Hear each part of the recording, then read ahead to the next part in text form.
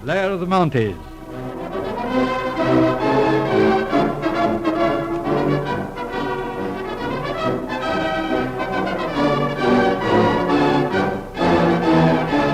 We present episode 33 in Blair of the Mounties.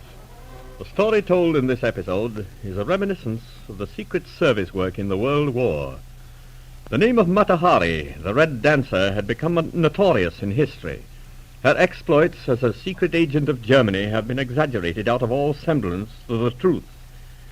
And while in the story now to be presented, some of the names have been altered, and the story itself reconstructed for dramatic effect, it portrays a strain of human feeling in this famous spy, which, though little known, is authentic. Our opening scene is in the Savoy Hotel, London, where we find Inspector Blair talking to Bruce Harding, crack American reporter on the London Evening Star.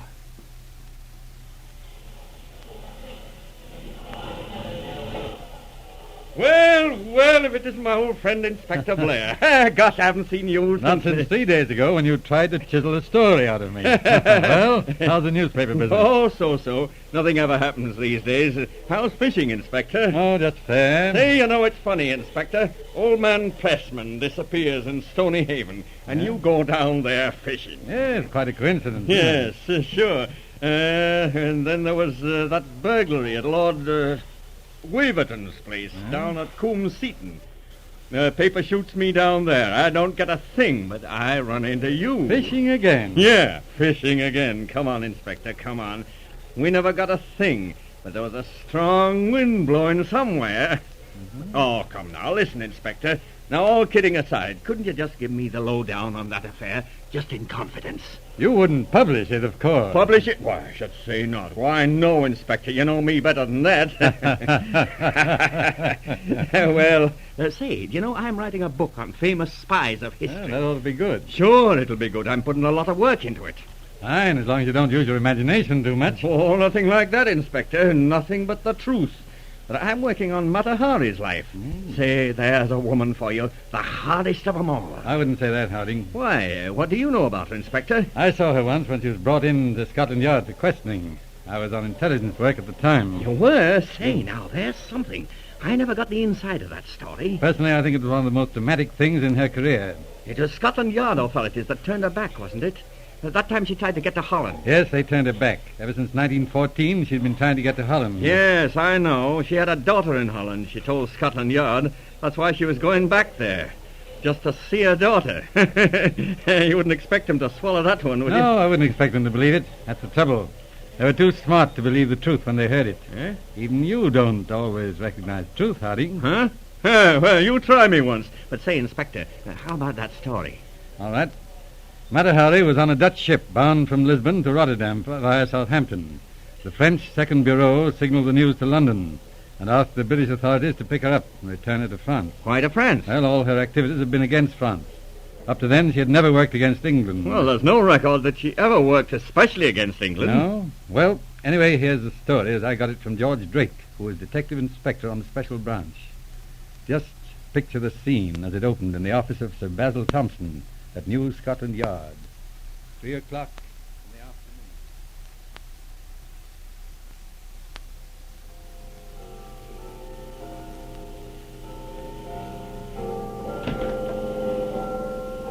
This is the woman, sir. Oh, yes.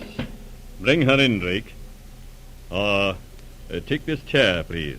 Thank you, monsieur. You are the woman known as Mata Hari? That is correct, monsieur. I have reliable information that you are a spy in the employ of the 3rd Section of the German General Staff.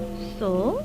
And from what source does monsieur obtain this information? Madame, you are not here to ask questions, but to answer them.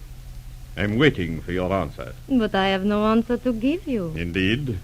Is it not true that last winter you were a dancer at the Folie Bergère in Paris?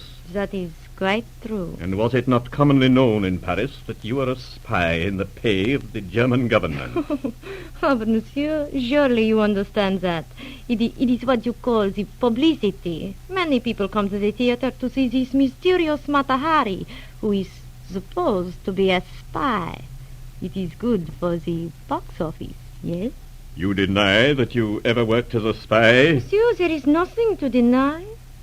And you forget something, I think. What do you mean? As you say, I am the one to answer the questions, and I will tell you. If I was a spy in France, by what right do you, an English police officer, accuse me? This is not France. You are right.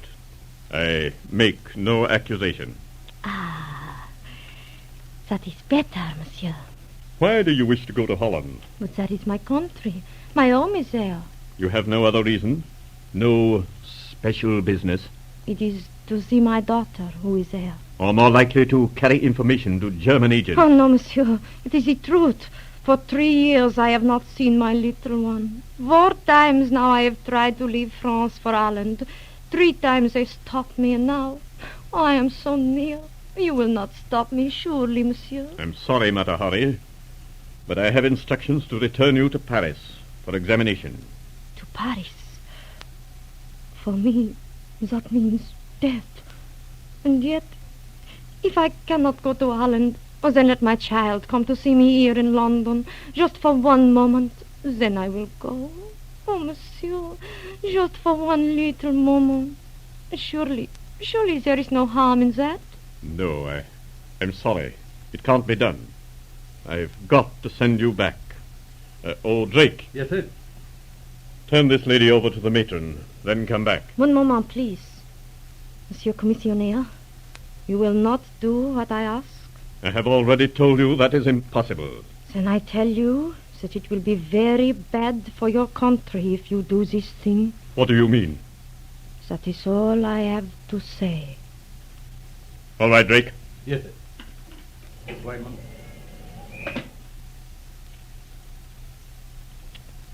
Any orders, sir? Sit down a minute, Drake. What do you think of that woman? Well, sir, somehow I have an idea she's telling the truth about wanting to see her daughter. That may be, but unfortunately she's a very clever spy. And anyhow, there's no choice. The orders are imperative to return her to France. Seems a pity, sir. I suppose they'll court-martial her when she gets to Paris. Oh, I don't think so. Most likely they'll let her run for a bit. You see, there's a whole network of spies. They might get a line on the system. I see, sir. What boat will they put her on? Let's see. This is Friday. Send her down to Folkestone for Monday's boat. Very good, sir. We'll hold her in Pentonville prison till then. No. I don't mean that. I want her to run loose for a couple of days. There's still a few enemy agents in London. She might give us a lead. Put 2 of your best men on. See that they don't lose her. Very good, sir.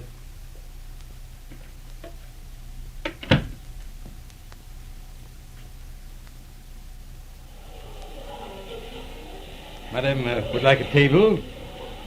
Oui, if you please. Is France still here? Yes, madame. I would like him to wait on me. Certainly, madame. Madame will be seated. Thank you. You will attend to the lady? Oui, monsieur. Hello, France. Enchanté, madame.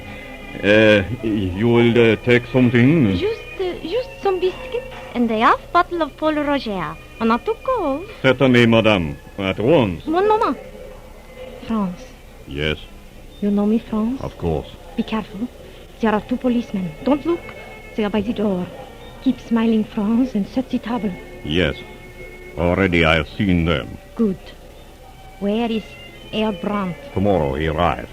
On the Monday he returned to Holland. So, listen carefully, France. Yes, madame. After I finish this wine, bring quickly the bill. When I leave, clear the table quickly. Under this serviette, you will find a handkerchief. You must take it without being seen.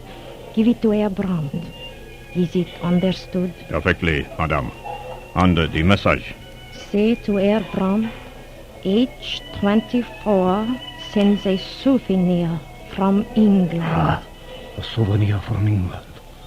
Yes, madame. I shall remember. Then bring the wine, quickly, France. At once, madame.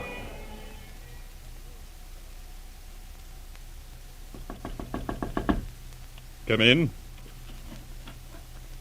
Oh, hello, Drake. You look as though you'd seen a ghost. What's wrong? Didn't you hear the news, sir? What news? The British battleship, the Conqueror, sunk in the Channel by the German submarine U-69. Heavy loss of life. But she was in a heavily mined channel. How did that sub-commander find the passage? And how do you know there was anything to go in there for? He could never have got into a protected channel without inside information. Now I wonder. That woman, Matahari. Do you think she fooled us after all? That's impossible, sir.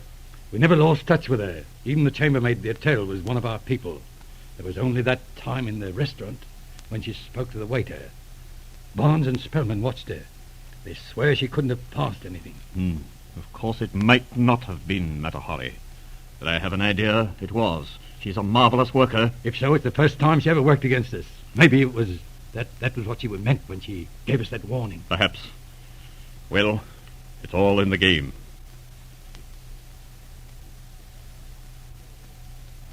And that, Harding, is the story of Matahari's handkerchief. Why, you mean that it was really her work, Inspector? No doubt about it. After the war, we got the whole story. That handkerchief had a map of the protected channel in invisible ink.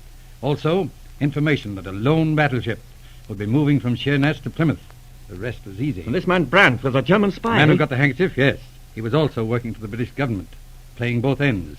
We suspected it for a long time before we were certain. And then? Well, then one day he disappeared. I see. And Matahari never got to see her daughter, No. eh? A few months after that, she was condemned to death and executed by the French government. Just on general principles, I Oh, suppose, no. eh? No, they finally got definite proof of some of her spy activities. How did that happen? Very curious combination of affairs. Back in France, she made a deal with the French authorities. She was to be allowed finally to go to Holland if she'd give information against Germany. But the deal didn't go through? Part of it, Matahari kept her end of the bargain, gave away a whole list of German spies. But it didn't do her any good, No. eh? When the German intelligence people heard about it, they gave Matahari away in a wireless message. That was the first definite evidence the French had got on Matahari. And it was on that evidence they condemned her. And then came the dramatic finish. Oh, I've got all that part. Matahari disrobing before the firing party and so on. Oh, no. Better leave that part out, Harding. Why, but that's great stuff. What's wrong with it? Just that it never happened. Gee. Well, there I go again. Well, thanks, Inspector. And next time you go fishing, you might give me a break. Maybe. You have heard episode 33 in Blair of the Mounties. Our next story in this series is entitled The Ibex Mystery.